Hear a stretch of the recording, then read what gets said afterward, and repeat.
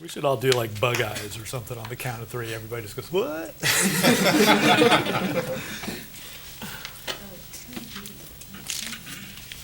All right, we still rolling? Yeah. Okay. You guys good? Everybody feeling all right?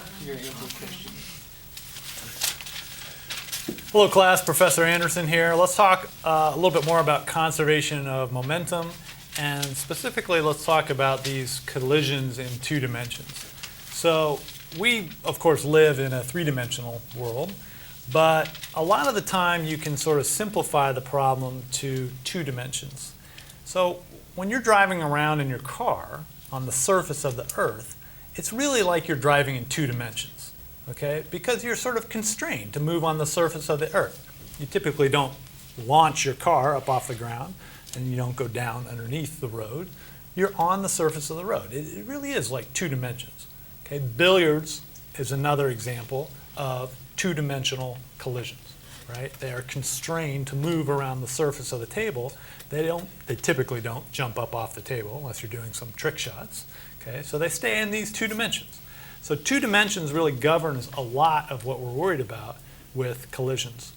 And let's take a look at the car collision example, and let's set it up in the following.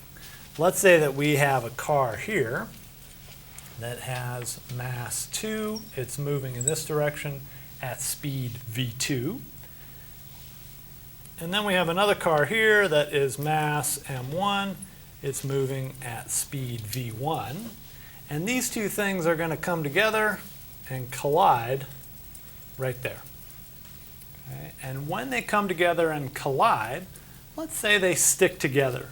Okay? This is a pretty good approximation to what happens in a real car collision. Okay? When cars collide, they tend to sort of stick together because the bumpers get deformed, things bend, there's a whole bunch of energy lost in that collision, and so it is truly an inelastic collision. So after they collide, they're going to head off in some new direction, and they are going to be stuck together.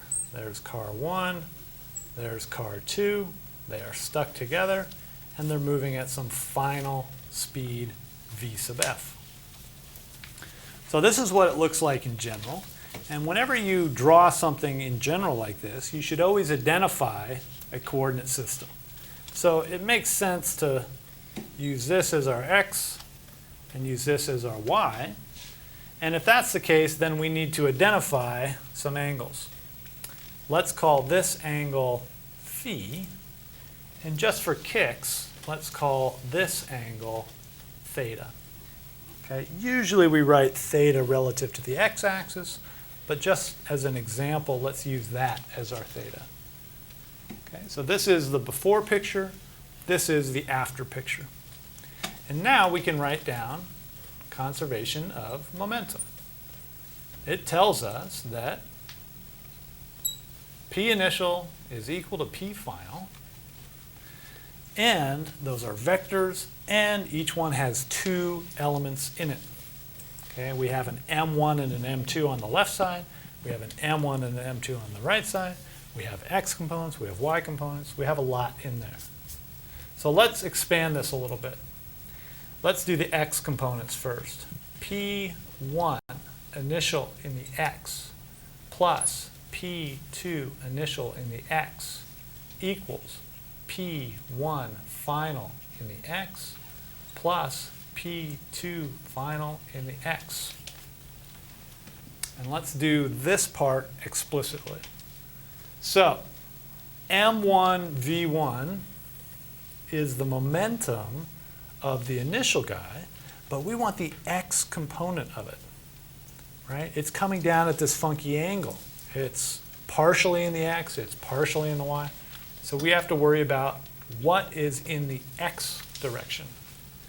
So when I think about this velocity vector right there, v1, what can I say?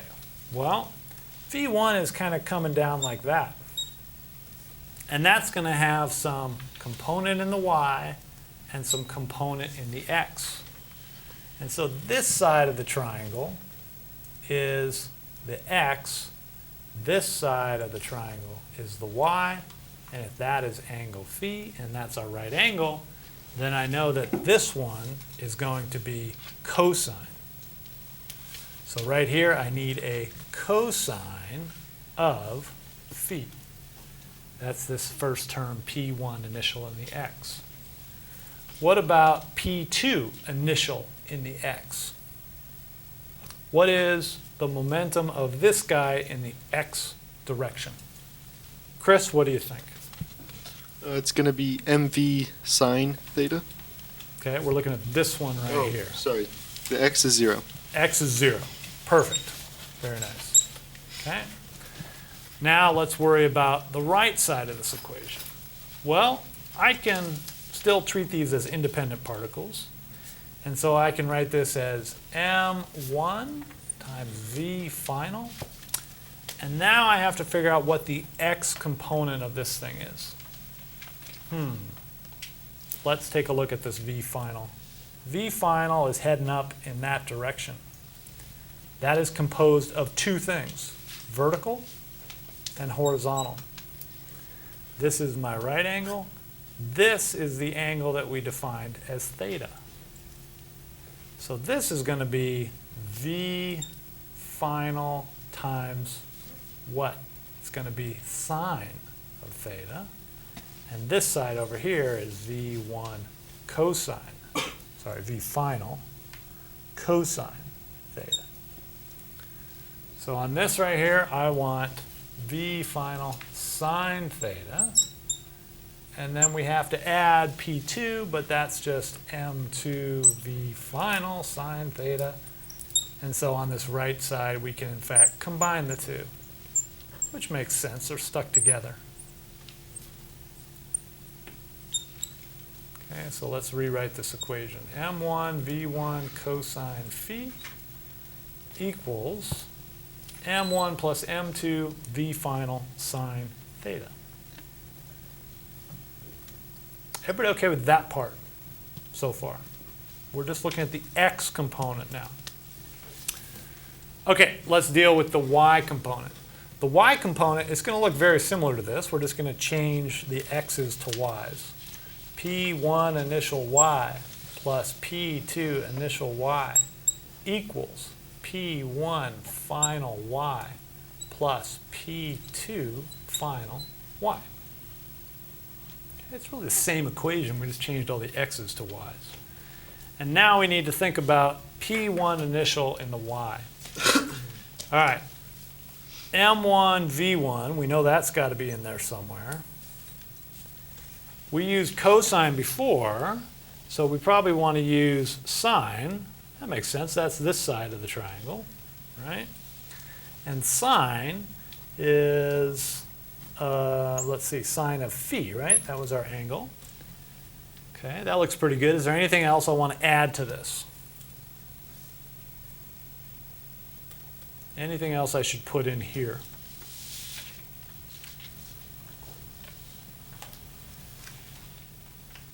Abdulaziz,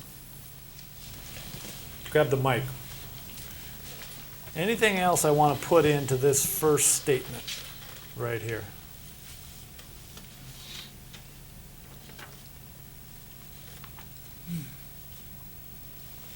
I actually don't know. Okay. Well, it looks pretty good, right? We used the cosine before, so we're going to use the sine. But is this car, M1, is this heading in the positive x direction or the It's negative the x negative direction? direction, so we should add a negative. It's heading in sign. the positive x direction, which we already took into account, yes. But now we're looking at the y's. So is it moving in the positive y or the negative y? Negative y. Yeah, absolutely. So really we need to put a minus sign right there. And that just means that this arrow is pointing down. Good. Okay, P2 is M2 V2, and that car is moving directly in the y direction, so we don't have to worry about any angles, and it's a positive number right there. All of that is equal to M1 plus M2, and we're going to multiply that by VF And we go back to this triangle right here. The sine was the horizontal in that case, the way we defined our theta. And so the vertical is going to be cosine theta. Okay, and now we have the problem set up and we can box it. This is our x components. This is our y components. And now you can put those together and you can solve for whatever you want. Okay? Questions about that one? Everybody okay with that?